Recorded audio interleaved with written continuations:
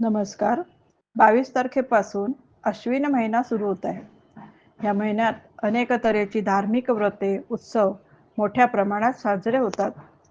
प्रतिपदा ह्या पहिल्या दिवसापासून घटस्थापना, नवरात्री, दसरा, कोजागिरी पौर्णिमा, दिवाळीच्या आधी येणारी गोवत्स द्वादशी म्हणजे वसुबारस, धनत्रयोदशी, नरक चतुर्दशी आणि अमावस्येला लक्ष्मीपूजन असे या महिन्यातील अनेक दिवस सणासुदीचे आनंदाचे असतात. दिवाळीला तर आपण सर्व सणांची महाराणी असेच गौरवतो. अश्विनात धान्य तयार होते. पावसाळा बऱ्यापैकी संपलेला असतो. नवरात्रात घटाची पूजा म्हणजे पृथ्वी तत्वाचीच पूजा केली जाते. अश्विन शुद्ध प्रतिपदा ते नवमी ह्या 9 दिवसांचे हे नवरात्र. शरद ऋतू म्हणून शारदीय नवरात्र असे म्हणतात. काही ठिकाणी घट पूजले जातात म्हणून घटस्थापना असेही म्हणतात. ही दुर्गा देवीच्या 9 स्वरूपांची पूजा करण्यासाठी आणि तिच्याकडून शक्ती, समृद्धी आणि शांती मिळवण्यासाठी केली जाते. दैवी स्त्री शक्तीचा आदर करणे आणि वाईटावर चांगल्याच्या विजयाचे स्मरण करणे हे महत्त्व आहे.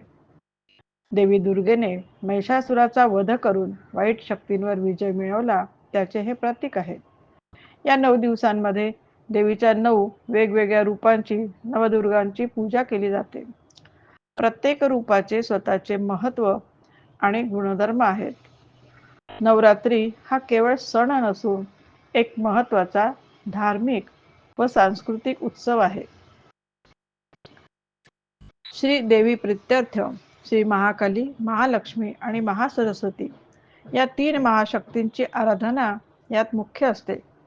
श्री महालक्ष्मी ही मुख्य देवता असून श्री महाकाली आणि श्री महासरस्वती ही तिचीच प्रासंगिक रूपे आहेत.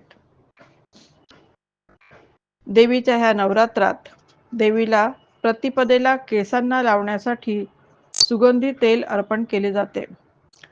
द्वितीयेला ते केस बांधण्यासाठी रेशमी दोरे, तृतीयेला केसात भरण्यासाठी सिंदूर आणि रूप बघण्यासाठी आरसा, चतुर्थीला मधुपर्क, मध अधिक दूध किंवा गोड पदार्थ, कुंकुम आणि काजळ, पंचमीला उटणे, चंदनाचा लेप, विविध अलंकार, षष्ठीला फुले, सप्तमी आणि अष्टमीला विविध फुलांनी देवीची पूजा, नवमीला देवीची महापूजा आणि त्यानंतर कुमारी पूजन, दशमीला देवीची आरती आणि विसर्जन असे विधिविधान ठरवून दिलेले आहे.